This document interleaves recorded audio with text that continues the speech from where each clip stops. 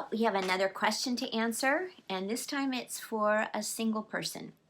And here's the question: how can a single at various stages of relationship, from all the way from being nothing, single, to their wedding day, prepare mentally, emotionally, physically, and spiritually for a healthy sex life during marriage?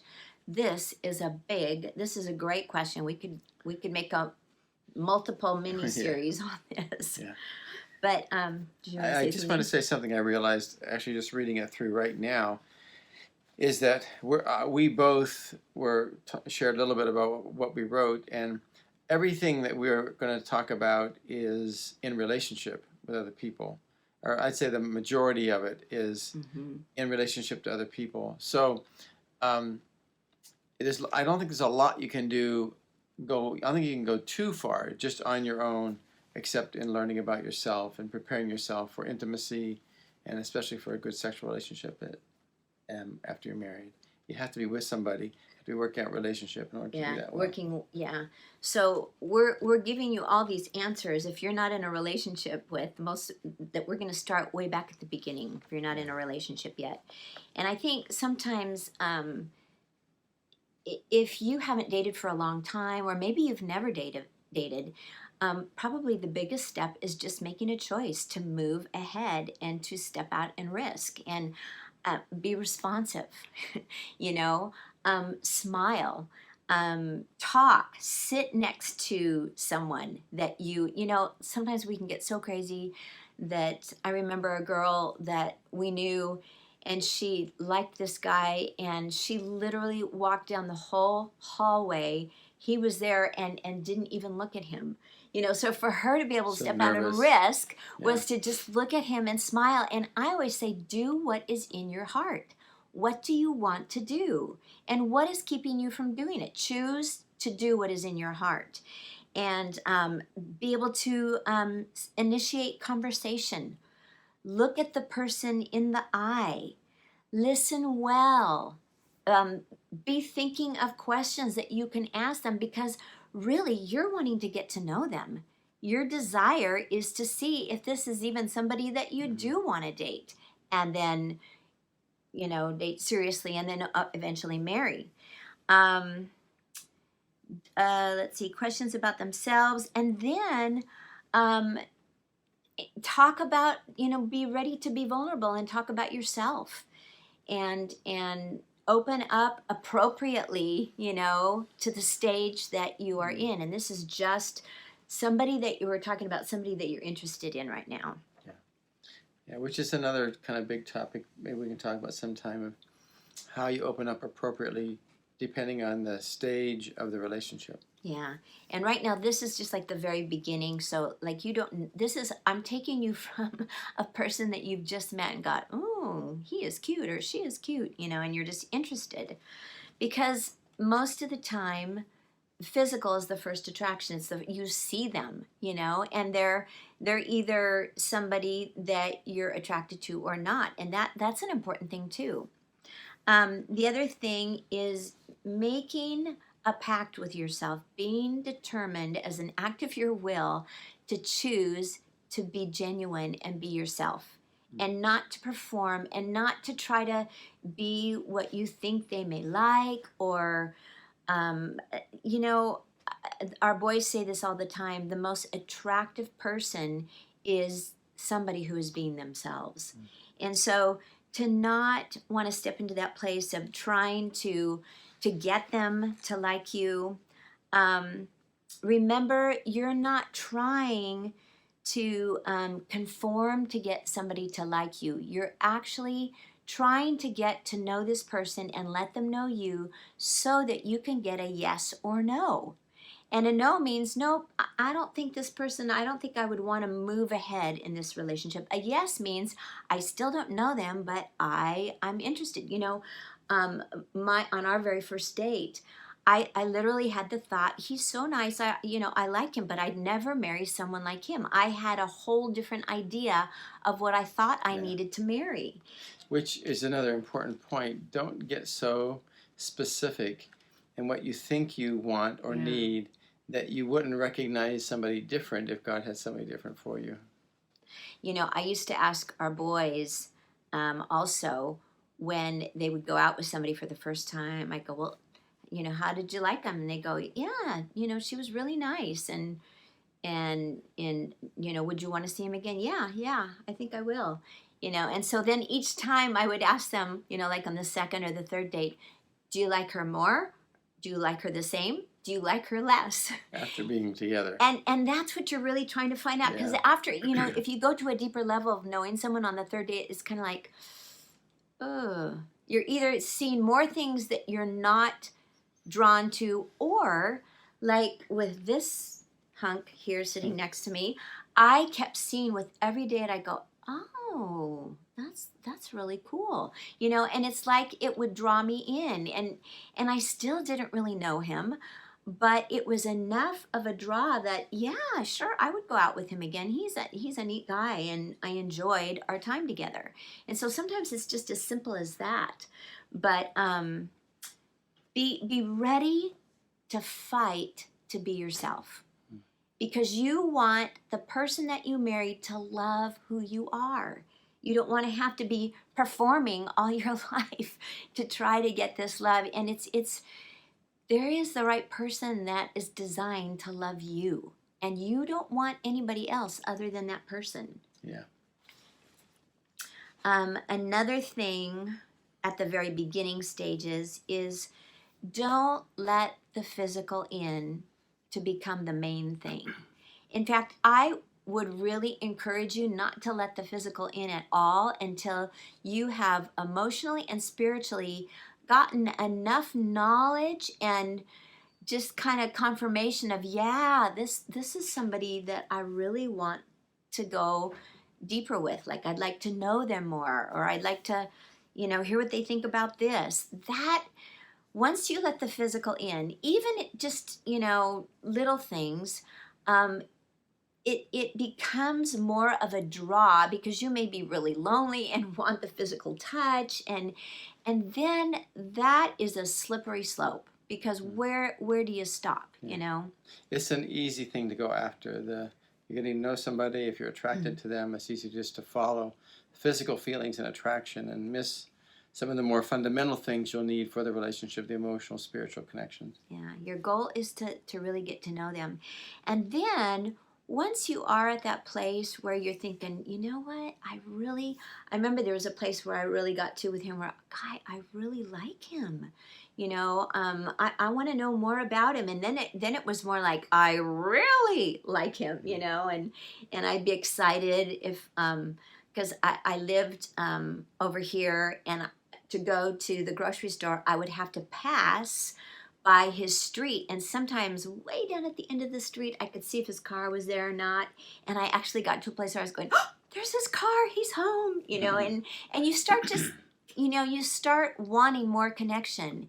And it's even at that point then, and this wasn't hard for me, but sometimes people have had hard things in relationship. There's been sexual abuse, or there's been mistreatment, or you've seen things in your parents, or you're having to work through some stuff, and it's hard to get to a place to be able to let somebody in and let somebody be close to you. And it's okay to talk to them and know them emotionally and spiritually, but then it's hard to step into that next place of allowing the romantic to be able to come in. And I'm talking about, like, you know, enjoying sitting, you know, just sitting close to one another, or holding hands, putting arms around each other. Yeah. And for us, some people choose not to do this, but even to be able to kiss and to keep all that under control, but to be able to be comfortable physically. Yeah. And I would say, let's see, what did I say? Oh, let it unfold naturally. Yeah. Don't try to push it. Don't try to engineer it. Don't try to get someone to kiss you, or don't try to, you know, let it just happen. And also, really, I didn't do this, but I know I was aware of the Lord being in our whole relationship, but I've gotten more bold in this, but I would really just ask Holy Spirit to be with you on the dates that you go on, to give you discernment, to show you the truth. And, you know, our boys, many of them had several dates with different women. They had lots of dates and they had lots of relationships, and you don't know when that person is the right one, but each one of those relationships were necessary to prepare them for the one. And you don't know when that is going to actually come.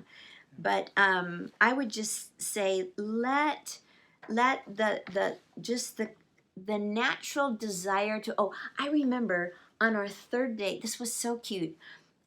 He said, let's go up and look at the lights, and look over the city. And I'm going, go up and look at the lights, because I'm thinking, is he gonna make out with me? But I knew enough about him to where I really didn't think that. I thought, oh, okay. It's I guess trust is the word. I could trust him. You were beginning to, from what you knew. Yeah, I had trusted him enough to be able to go up and look at the lights with him because I knew who he was at that level. So we go up there and we're looking at it. It was really beautiful. And we got out of the car and we stood there. And at one point, it was so cute. He just came over to me and he just kind of, I can't remember, you sort of picked me. You hugged me and just like almost picked me up.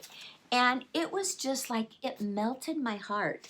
It didn't feel like it was like he was being sexual or it was precious because it felt like it was just where his heart was. It was no more, no less. He wasn't looking for anything more. He just felt like hugging me. Yeah.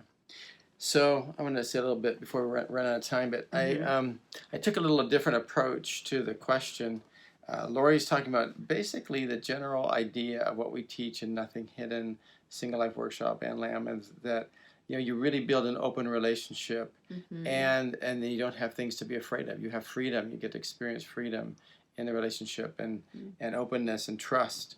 But specifically looking at preparing yourself for emotionally and mentally for a good sexual relationship, I thought of a few things that would be good to look at yourself. Number one is, what is your attitudes about sex? Have you been really afraid of sex? Are you terrified? And if so, are you doing something about that? Are you doing something to deal with your attitudes? Because sex is blessed by God in marriage. It's intended to be an experience of pleasure, of love, of giving, not of fear and terror and anxiety. And there can be a lot of reasons for that. But we have noticed a lot of women that have dealt with pain in sex. It's because of anxiety and fear. They cannot let their body relax. And so their body can't function normally in the sex act, even with their own husband, because they haven't built the trust and confidence to be able to relax. Now maybe you've been sexually abused, and the beginning of this is sexual abuse. That too is very unfortunate. I'm sorry for that, but the really only way out of that is to deal with it, to talk about it, get to the place where you can talk about it, deal with it. Just saying I was sexually abused and using that as an excuse for not being able to trust, not being able to look and see, find out the truth. I'm talking, say, well, probably mostly from a woman to a man, not being able to trust, is this guy you're dating, can he be trusted sexually? Or even vice versa, a man saying, can I really trust being sexual with this woman if there's been sexual abuse that direction? What do you mean being sexual with this woman when I'm married? Okay. Can I deal with the fact that of a good clarification? Do I deal with my own past and abuse to where I can look objectively at myself, look objectively at sexuality, look objectively at the person I'm dating, getting to know, and can I build trust? Or can I get past the fear and all that enough to build trust in my relationship, even physically? And I just want to say too, any of these things that we bring up, we're watching the Lord really bring healing to singles in before they're married, and even marrieds that come to us and have these things that we're talking about. And nothing is too big for the Lord to just break through and prepare you and position you for intimacy and closeness. Yeah. He's all about that. So as we're saying these things, thinking, oh no, I have to go get inner healing, or I have pain, I'm afraid I'm gonna be afraid in sex and all of that stuff. keep letting Holy Spirit be a part of this process with you, and talk to him, journal to him, let him speak back to you, let him write a letter from God to you about these things. They're not insurmountable at all. Okay. Another question is regarding sexuality. Do you use sex to meet needs that it's never intended to meet? Like, for instance, just to fill an emptiness inside, or you want to be sexual to deal with the fear of rejection, or just feeling unloved, that kind of thing. If that is true, you probably will have a hard time staying sexually pure until marriage. It's very likely that you may feel such a pull towards being sexual in order to meet some of those emotional needs, or even believe the lie that I won't know if this person really loves me, cares about me, if they won't reject me, if until I can have sex with them. And the pull will be so strong because you've been lied to and believed the lie that sex will fill these other emotional needs that you have. And of course, if you go that way, even after you get married, sex will become it will become an emotional need rather than a way to give Express love. and love Yeah. and care for each other and enjoy each other physically. And it would be a need that rather than the freedom to give and receive love. That's good. Okay. Here's an interesting one. How connected are you to your parents?